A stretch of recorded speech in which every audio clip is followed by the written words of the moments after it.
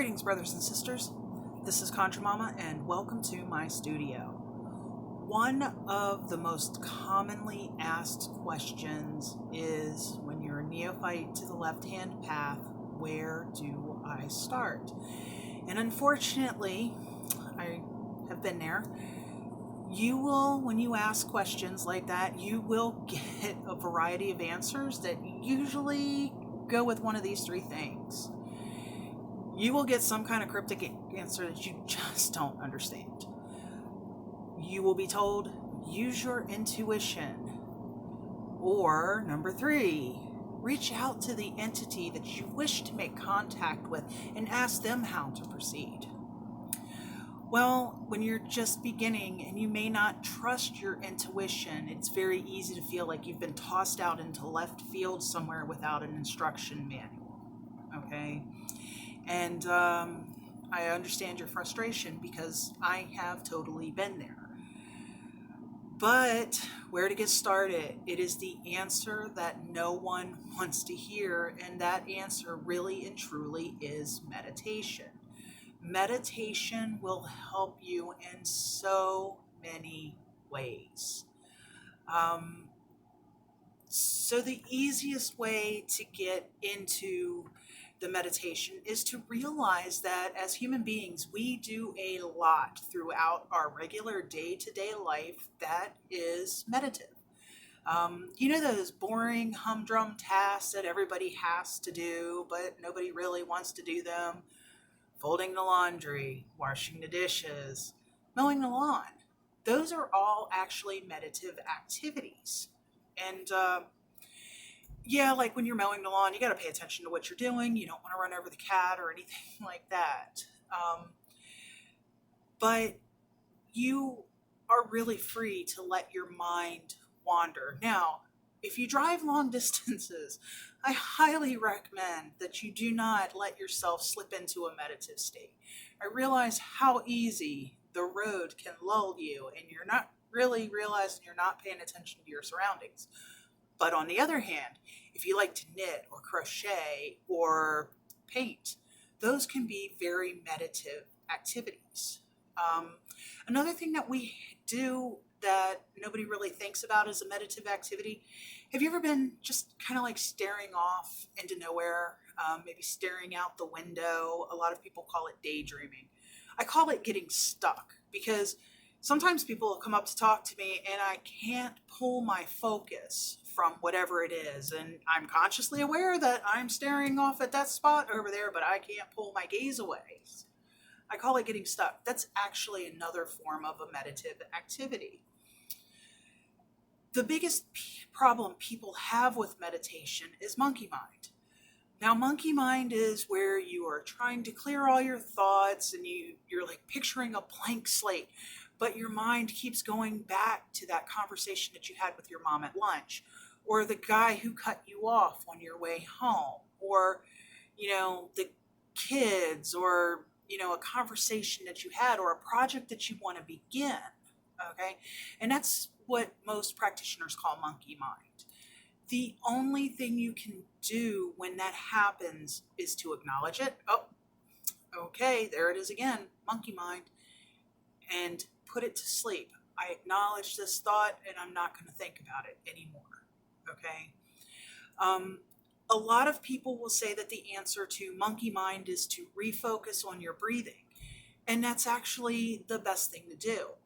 When you begin meditating, you will do deep breathing exercises, especially if you're listening to some kind of guided meditation. And I'll talk a little bit more about that in a minute. But you're inhaling for a certain amount of count, and then you're exhaling for a certain amount of count. Okay.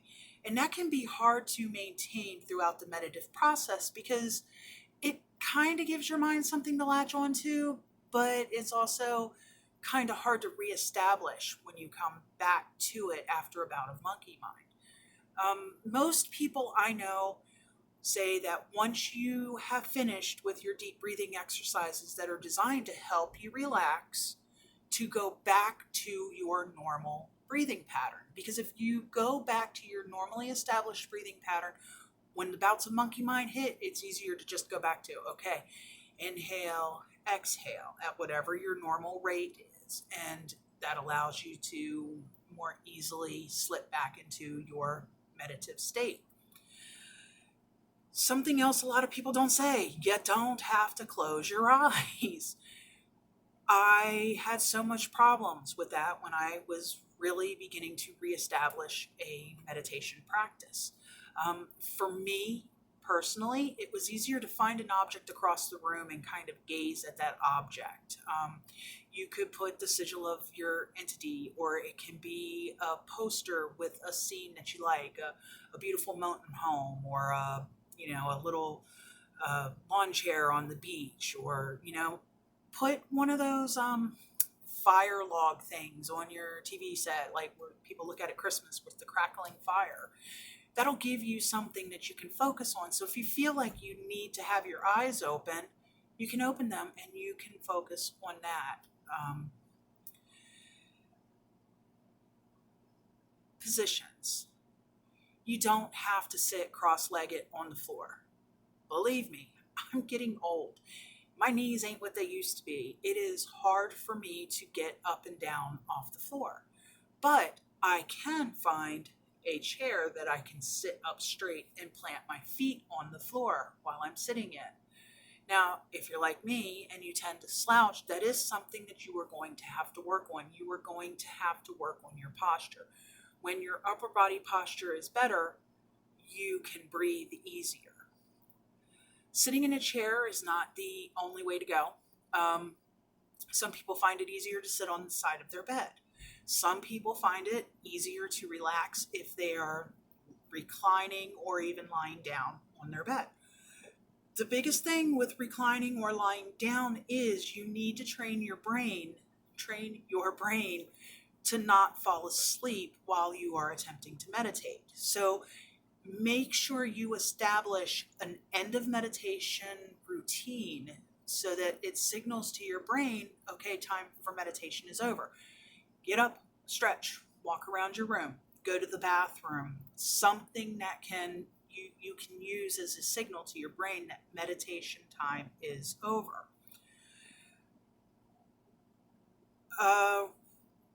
Guided meditations. Guided meditations can be great. The problem I have with guided meditations is my brain does not tend to move at the same speed as the person leading the meditation. It can get frustrating and it keeps pulling me back to reality. So I tend to not use guided meditations. I tend to find music. I like Reiki music. Reiki music that align the chakras is a good one. Just any kind of music that is normally relaxing to you. Although I really would avoid things like heavy metal. As much as I love heavy metal, I would not want to try and meditate to heavy metal. Now, maybe trance, or industrial techno type music, that might be good for some people to meditate to. No meditation period is a bad meditation. You don't have to cosmically launch into astral projection every single time that you meditate. The whole point is you are training your brain to relax when you want it to. And that brings up the biggest thing that has been a help for me personally with meditation, and that is establishing a routine. I set aside a certain amount of time for myself every day that I use as an opportunity to meditate. We have a big family, it's a busy house, it can be hard, but I set an alarm on my phone from X time to X time, that is Conjure Mama's time only. And I can spend that period of time in meditation. And if I'm having trouble meditating, I can even just relax and read a book, But definitely establish routine. Another big thing is, don't think you've got to go for 1 hour long meditation marathons every single time you meditate, especially when you're getting started and you are really learning to deal with monkey mind. Start small, Can you maintain stillness for 5 minutes. Can you put yourself into whatever posture is comfortable for you to meditate? Put your hands on your thighs, the arms of your chair, do your deep breathing, and not move. You're going to feel like you've got itches, you got to rub your nose, you might feel like your legs are cramping, but you got to train your mind not to give into the fidgeting, okay? And start small. If you can remain motionless for 5 minutes, increase it to 10. And if you have to, definitely set a timer on your phone. There is nothing wrong with that. Something preferably not jarring like the sound of an alarm clock, but something that can let you know when you have hit that time frame. Every time you meditate, or once you feel like you can maintain stillness for 10 minutes, aim for 15, okay? Add time, and you want to at least be able to maintain, and let's not even talk about monkey mind. You want to maintain stillness for at least 30 minutes at a time, okay? It doesn't matter what's going on in your mind at the time, but what matters is that you're training your body not to fidget. You can work on monkey mind as you go. And the last thing, this is something recent I have added to my meditation practice, is having a, my mind went blank, having a sound. Like you see a lot of monks and they meditate, oh,